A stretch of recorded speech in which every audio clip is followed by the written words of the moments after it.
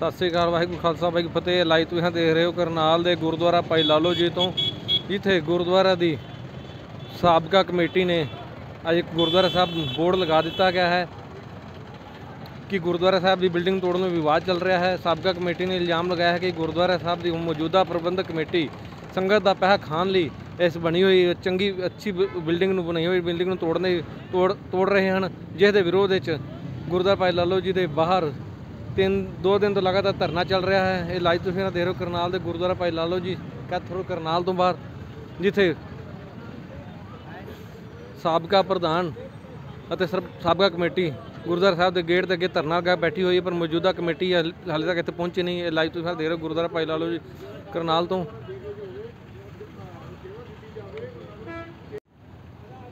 Live तुसीं देख रहे हो गुरुद्वारा भाई लालो जी करनाल तो कैथल रोड जो यमुना नहर के किनारे से गुरुद्वारा भाई लालो जी बनया हुआ है। गुरुद्वारा रामगढ़िया बरादरी वालों बनाया गया सी और एक गुरुद्वारा बिल्कुल नहर के किनारे बने सीधा तस्वीर वेख रहे करनाल के गुरुद्वारा भाई लालो जी कैथल रोड तो, क्योंकि जो मौजूदा कमेटी है वो इस गुरुद्वारा साहब की बनी बिल्डिंग को तोड़ना चाहती है, पर इस तो पूर्व कमेटी है उन्होंने विरोध किया है। विरोध में उन्होंने गुरुद्वारा साहब के बाहर ही धरना लगाता है।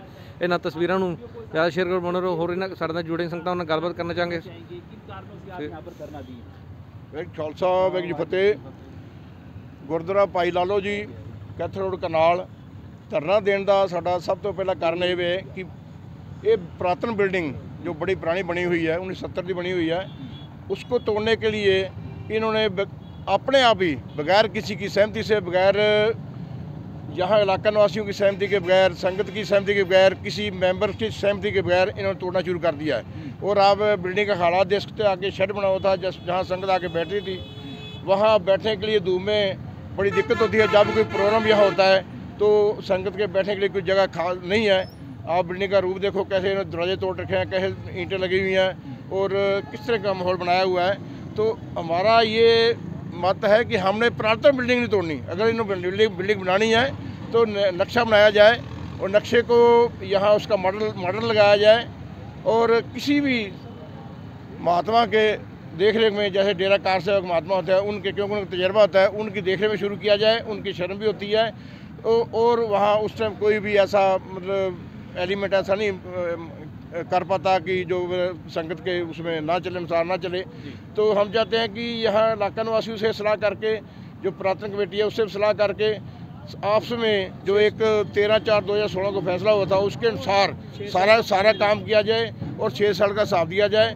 और जो मतलब ये सारा संगत जब सलाह करेगी उसका फंड का भी इंतजाम किया जाए। फंड कितना है ये ना कि आध में रह जाए, सारा गुरुद्वारा भी आध में रह जाए, नया भी आध में रह जाए। तो हम चाहते हैं उसका फंड उसका फिर बिल्कुल एक प्री प्लानिंग से सिस्टमेटिक ढंग से उसको किया जाए और संगत की सलाह के बगैर ना किया जाए। कौन लोग जो बिल्डिंग तोड़ने जाते हैं, कौन लोग ने? प्रधान देना पता नहीं लगता, हमें तो पता नहीं लगता प्रधान कौन है। कभी कोई है, कभी कोई है। 3-4 यहाँ 4 महीने 6 महीने बाद बदलते रहते हैं अपनी मर्जी से। बिल्डिंग कौन लोग तोड़ना चाहते हैं? बिल्डिंग तोड़ना चाहना जो अब काबज है उसमें। कौन लोग है काबज? उनका नाम? काबज नाम सरदारा सिंह तुहानू नाम दे अपना पर वाले वो है जो भी पुराने नाम की नाम है, मैंने तो नाम उन्होंने पूरी तरह नहीं आता। वैसे मतलब आप पुरातन कमेटी जो है इस टाइम जो काबज है वही तोड़ना चाहती है बगैर संगत के। हाँ जी बाबा जी, आप क्या कहना चाहेंगे? आप जी कहना चाहेंगे जो ये विदन दे इत्थे बने ने, किसी ने पुछदे नहीं, कुछ नहीं, अपनी मर्जी करी जाते हैं। जे कोई इत्थे आउंदा है उन्होंने भी अगू झिड़ छड्डदे ने, कल्ले जी तो गल ही नहीं सुनते।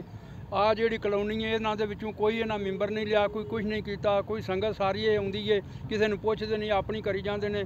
सारे छेड़े ना तरोड़ छड़े ने, बारियां बूहे ला के ना पता नहीं कित्थे लै गए ने, उत्थे ईटां ला छड़ियां ने, कोई पुछदे नहीं। कोई गल नहीं हुई तुहाडी इन्हां नाल? कोई गल करे कौन? एक अद्धे दी तो सुनते ही नहीं। अच्छा, हुण असीं सारे इकट्ठे होए आ, हुण आपे आण के करन साडे नाल गल। ਤੇ ਇਹਦੀ ਦੇਖ ਰੇਖ ਕੌਣ ਕਰ ਰਿਹਾ ਸੀ? ਇਹਨਾਂ ਦੀ ਦੇਖ ਰੇਖ ਇੱਕ ਇੱਥੇ ਸਰਦਾਰਾ ਸਿੰਘ ਇੱਕ ਸਰਦਾਰਾ ਸਿੰਘ ਐਂਡ ਕੰਪਨੀ। ਅੱਛਾ ਹਾਂ, ਤੇ ਤੁਹਾਡੀ ਕੀ ਮੰਗਾਂ ਨੇ?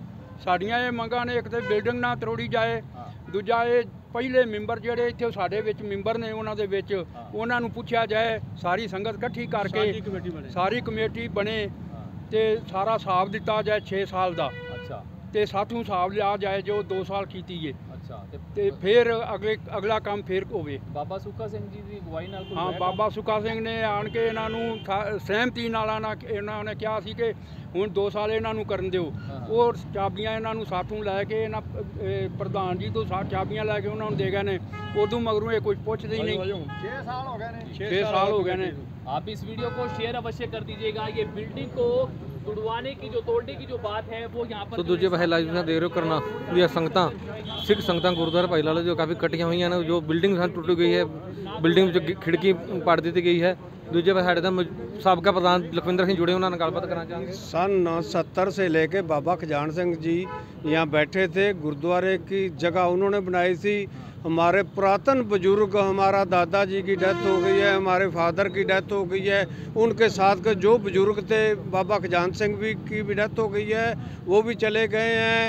उन्होंने 2-2 रुपये इकट्ठे करके ये गुरुद्वारे की बिल्डिंग बनाई थी।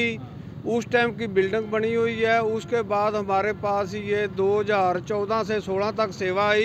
2014 से 16 तक हमने इसके आगे बरांडा बनाया, शेड डाला, 60 फुट लंबी 40 फुट चौड़ा हमने बरांडा बनाया था। वो भी चादर तोड़ दी गई है। बहुत बढ़िया मार्केट बनाई है जी हमने।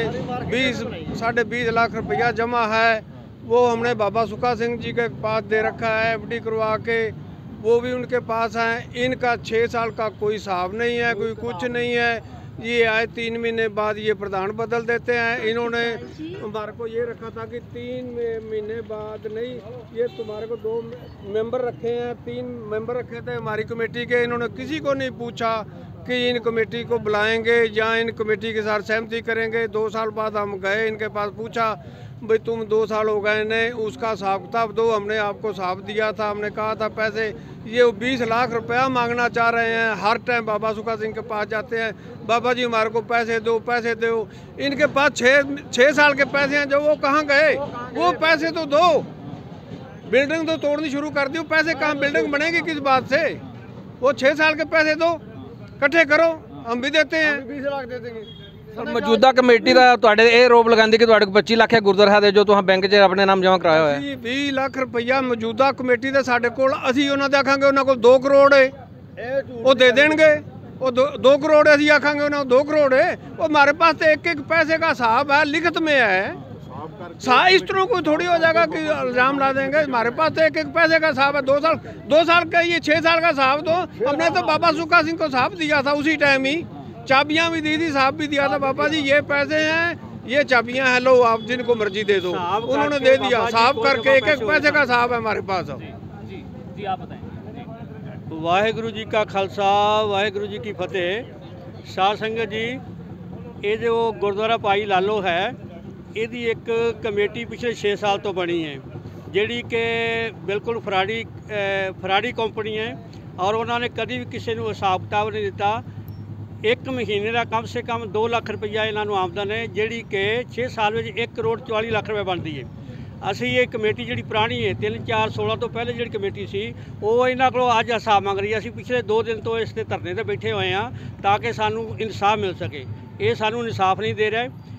ਪਹਿਲੇ ਇਹ ਸਹਿਮਤੀ ਹੋਈ ਸੀ ਕਿ ਹਰ 2 ਸਾਲ ਤੋਂ ਬਾਅਦ, ਬਲਕਿ ਮੌਜੂਦਾ 3 ਸਾਲ ਤੋਂ ਬਾਅਦ ਕਮੇਟੀ ਜੋ ਬਦਲੇਗੀ, ਇੱਕ ਟਰਨ ਤੁਸੀਂ ਗੁਰਦੁਆਰਾ ਸਾਹਿਬ ਦਾ ਪ੍ਰਬੰਧ ਕਰੋਗੇ, ਇੱਕ ਟਰਨ ਅਸੀਂ ਪ੍ਰਬੰਧ ਕਰਾਂਗੇ। ਪਰ ਐਸਾ ਕੁਝ ਨਹੀਂ ਹੋਇਆ। ਇਹਨਾਂ ਨੇ ਜ਼ਬਰਦਸਤੀ ਆਪਣੇ ਗੁੰਡੇ ਵਗੈਰਾ ਲਿਆ ਕੇ ਜ਼ਬਰਦਸਤੀ ਹਰ 3 ਸਾਲ ਬਾਅਦ 2 ਸਾਲ ਬਾਅਦ ਇਹ ਗੁਰਦੁਆਰਾ ਸਾਹਿਬ ਦੇ ਕਾਬਜ਼ ਹੁੰਦੇ ਰਹੇ ਨੇ, ਜਿਹੜਾ ਕਿ ਬਿਲਕੁਲ ਅਨੁਚਿਤ ਹੈ। ਇਹਨਾਂ ਨੇ 16 ਤੋਂ ਪਹਿਲੀ ਜਿਹੜੀ 2 ਸਾਲ ਦੀ ਕਮੇਟੀ ਸੀ ਉਹਨਾਂ ਨੂੰ ਅੱਗੇ ਆਉਣ ਨਹੀਂ ਦਿੱਤਾ। ਉਹ 6 ਸਾਲ ਦੇ ਪੈਸੇ ਇਹਨਾਂ ਕੋਲ 1 ਕਰੋੜ 44 ਲੱਖ ਰੁਪਇਆ ਹੈ। ਔਰ ਫਿਰ ਦੂਸਰੀ ਗੱਲ ਕਿ ਇਮਾਰਤ ਜਿਹੜੀ ਹੈ, ਇਮਾਰਤ ਨੂੰ ਇਹਨਾਂ ਤੋੜਨਾ ਸ਼ੁਰੂ ਕਰ ਦਿੱਤਾ ਹੈ। ਸਾਧ ਸੰਗਤ ਦੀ ਜੋ ਹੈ ਆਗਿਆ ਨਹੀਂ ਲਈ। ਅਸੀਂ ਇਹ ਚਾਹੁੰਦੇ ਹਾਂ ਵੀ ਇਹ ਪੁਰਾਣੀ ਇਮਾਰਤ ਜਿਹੜੀ ਹੈ ਨਾ ਤੋੜੀ ਜਾਏ। ਅਗਰ ਇਮਾਰਤ ਬਣਨੀ ਵੀ ਹੈ ਤੇ ਨਵੀਂ ਪੁਰਾਣੀ ਕਮੇਟੀ ਨੂੰ ਸਹਿਯੋਗ ਵਿੱਚ ਲਿਆ ਜਾਏ, ਨਵੀਂ ਕੋਈ ਕਮੇਟੀ ਬਣੇ, ਸਾਂਝੀ ਕਮੇਟੀ ਬਣੇ, ਜਿਹੜਾ ਕਿ ਇਸ ਗੁਰਦੁਆਰਾ ਸਾਹਿਬ ਦਾ प्रबंध करे। और अगर गुरुद्वारा बनना भी है, गुरुद्वारा साहब बनना भी है या बनाना है संगत की सहमति नाल, तो वो ਕੰਪਲੈਕਸ ਦੇ ਵਿੱਚ ਇੱਕ ਨਵੀਂ ਜਗ੍ਹਾ ਤੇ ਇੰਨੀ ਵੱਡੀ ਬਿਲਡਿੰਗ ਬਣਾਈ ਕਿ ਜਿਹੜੀ ਕਿ ਦੂਰੋਂ ਕਮ ਸੇ ਕਮ 2 ਮੀਲਾਂ ਤੋਂ ਦਿਸੇ, ਕਿਲੋਮੀਟਰ ਦਿਸੇ ਜਿਹੜੀ ਇੱਕ ਮਤਲਬ ਇਤਿਹਾਸਕ ਗੁਰਦੁਆਰਾ ਦੂਰੋਂ ਦਿਸੇ। ਅਸੀਂ ਇਹ ਚਾਹੁੰਦੇ ਹਾਂ ਕਿ ਸਾਰਿਆਂ ਨੂੰ ਸਹਿਮਤੀ ਵਿੱਚ ਲਿਆ ਜਾਏ, ਸਾਂਝੀ ਕਮੇਟੀ ਬਣਾ ਕੇ ਇਸ ਗੁਰਦੁਆਰਾ ਸਾਹਿਬ ਦੀ ਅਗਰ ਤਮੀਰ ਕਰਨੀ ਹੈ। ਫਿਰ ਅਸੀਂ ਇਹ ਵੀ ਚਾਹੁੰਦੇ ਹਾਂ ਕਿ ਵਿੱਚ ਕੋਈ ਮਹਾਂਪੁਰਸ਼ ਲਿਆ ਜਾਏ, ਜਿਵੇਂ ਕਿ ਬਾਬਾ ਸੁੱਖਾ ਸਿੰਘ ਜੀ ਨੇ ਜਾਂ ਹੋਰ ਮਹਾਂਪੁਰਸ਼ ਬਹੁਤ ਨੇ, ਉਹਨਾਂ ਨੂੰ ਵਿੱਚ ਲੈ ਕੇ ਉਹਨਾਂ ਦੇ ਦੁਆਰਾ ਇਹ ਬਿਲਡਿੰਗ ਤਮੀਰ ਕੀਤੀ ਜਾਏ ਤਾਂ ਕਿ ਮਤਲਬ ਸਾਧ ਸੰਗਤ ਦਾ ਜੋ ਨਾਂ ਹੈ ਜਾਂ ਇਲਾਕੇ ਦਾ ਨਾਂ ਹੈ ਉਹ ਰੋਸ਼ਨ ਹੋ ਸਕੇ।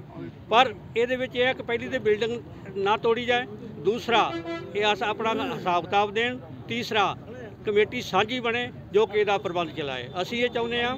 ਬਾਕੀ ਹੈ ਤੁਸੀਂ ਸਾਹਮਣੇ ਦੇਖ ਸਕਦੇ ਹੋ ਕਿ ਕਿਵੇਂ ਬਿਲਡਿੰਗ ਟੁੱਟੀ ਹੋਈ ਹੈ।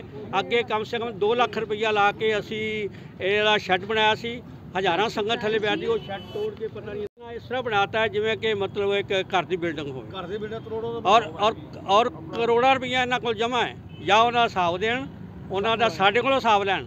ਅਸੀਂ ਬਾਬਾ ਜੀ ਦੀ ਸਹਿਮਤੀ ਨਾਲ ਹਿਸਾਬ ਕਿਤਾਬ ਕਰਕੇ ਬਾਬਾ ਜੀ ਦੀ ਦੁਆਰਾ ਬੈਂਕ ਵਿੱਚ ਪੈਸਾ ਜਮ੍ਹਾਂ ਕਰਾਇਆ ਸੀ ਔਰ ਅੱਜ ਵੀ ਉੱਥੇ ਪੈਸਾ ਜਮ੍ਹਾਂ ਹੈ ਔਰ ਬਾਬਾ ਜੀ ਉਹਦੇ ਮਾਲਕ ਨੇ। 6 ਸਾਲ ਪਹਿਲਾਂ ਵੀ ਵਿਵਾਦ ਹੋਇਆ ਸੀ ਔਰ ਉਸ ਟਾਈਮ ਇੱਕ ਸਾਂਝੀ ਕਮੇਟੀ ਬਣਾਈ ਗਈ ਸੀ, 21 ਮੈਂਬਰੀ ਸਾਂਝੀ ਕਮੇਟੀ ਬਣਾਈ। ਕੀ ਉਹ ਸਾਂਝੀ ਕਮੇਟੀ ਕੰਮ ਨਹੀਂ ਕਰ ਰਹੀ ਹੁਣ?